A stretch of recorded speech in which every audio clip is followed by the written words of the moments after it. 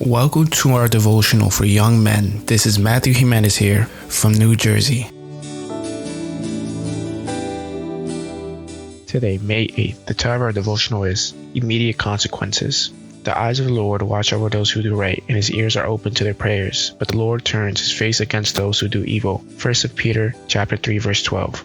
In March 2023, NBC published some extremely curious and in sense of humorous news. A gentleman was filling up his vehicle's tank at the gas station when two teenagers approached him and demanded that he handed over the keys to the vehicle. The gentleman extended the young delinquent's demand and handed the keys over. The two young men started the vehicle only to realize that it had a manual transmission, and since neither of them knew how to shift gears, they had to run away from the scene of the crime. The news concluded by saying that the police chased them and arrested them a few feet from the gas station. It is very sad to see how many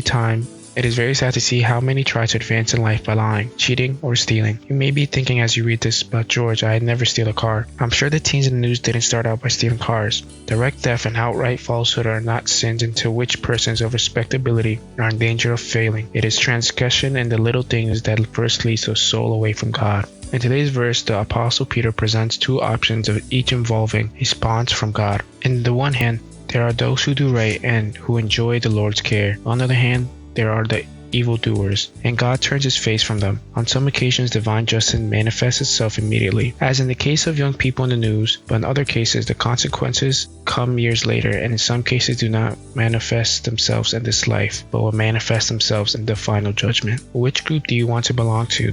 Those who enjoy God's care or those whom God's turned his face from? If you want to be among those who do right, whom God protects, Peter advises to this: turn away from evil and do good, search for peace and work to maintain it.